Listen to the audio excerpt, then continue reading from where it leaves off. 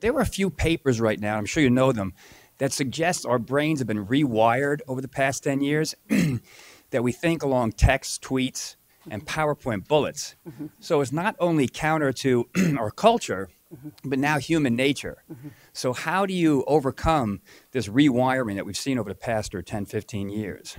We've become so embedded in this other way. I mean, that's why I get so much resistance, right? People don't even want to try to do this because we are so hooked in these alternative ways. But my experience is if you actually try it and you do something different, you can unwind some of that and you can have a very different experience. And so I got endless resistance about, I don't want to disconnect. I don't want to take this time off, right? I came to realize that people are not workaholics, which is what I thought when they were resisting all of this, but successaholics.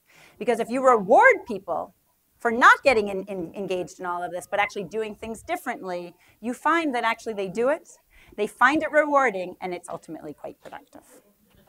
I guess I'm just having a hard time imagining how you could stop the cycle of responsiveness in just one small part of an organization if the rest of the organization around you continues to function in that cycle. So, let's say you're, a project manager X, and you decide with your team, I went to this, I heard this great talk, we're gonna try this, but the president of the organization still is working on it, still wants you to be responsive on the weekends. I mean, how does that? So I don't think that's all that different than what the BCGers would have told me, which is I don't understand if you can't even change the client, right? Because we have there's a ton that happens internal to your team.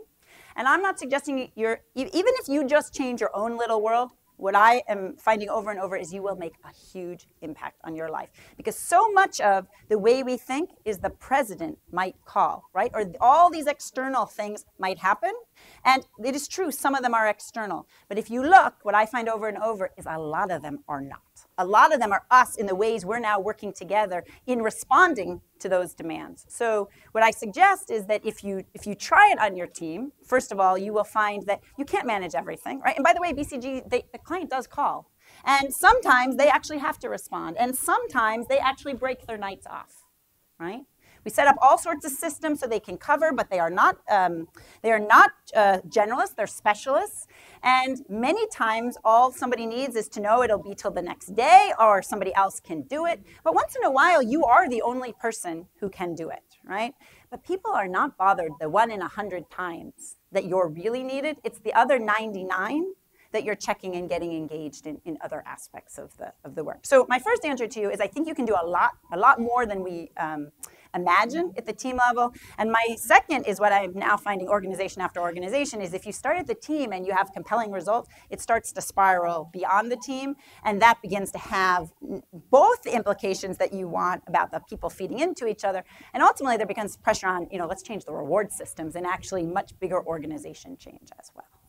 I have two questions. One, on a very practical level, how have you actually gone to a team and helped them find a shared personal goal that they can work on? That's one. Yeah. And the other thing is I'm going to be focusing on small and medium-sized businesses. Yeah. And this team approach is, imagine I'll be speaking mostly to a CEO or something like that. And this is more psychology that they could probably manage. So I wondered how you, well, it's a question of actually, launching that within their organization, or if they take on one flex employee, or, they take it on a step-by-step basis. It's a very different setup. So I just wondered how one might be able to introduce flex on a gradual basis because there won't necessarily be teams to work on in this way.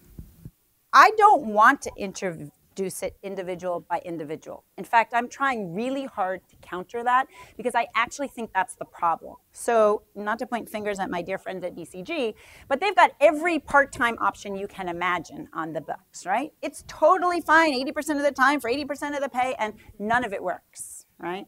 And the reason it doesn't work is because it's that poor individual. Either it's their responsibility to make it work, right? And we point fingers at them. Either they work all the time so they don't actually work 80% and they complain that they're working 100% for 80%, right? But we value them. Or they actually are rigid about the time that they're working and they say it's 80% and I'm not supposed to be here. And then we say, you're not very committed and you're counter to the reward, what we value, right?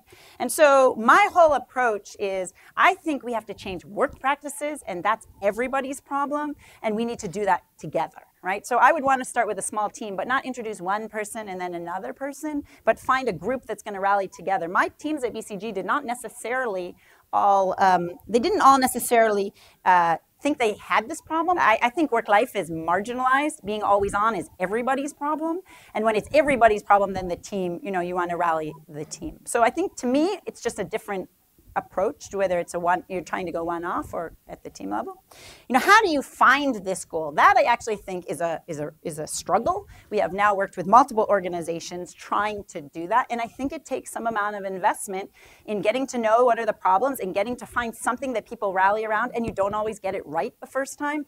But by the way, you've started to rally around something, and even figuring it out turns out to be a very important part of the learning process, because ultimately what we're trying to do is create a learning team. Right? A learning team that values both work and personal.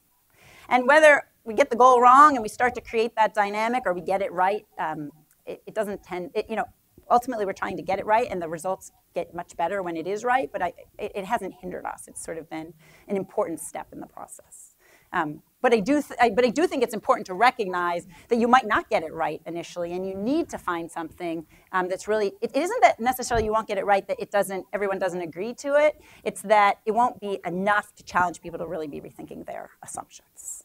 And you got to find that delicate balance between something that's a stretch but doable. Because if you make it too big, then the going gets tough and people quit the goal as well. So can we learn anything from life shocks, like elder care issues, child care issues, when crisis enters a team with an individual?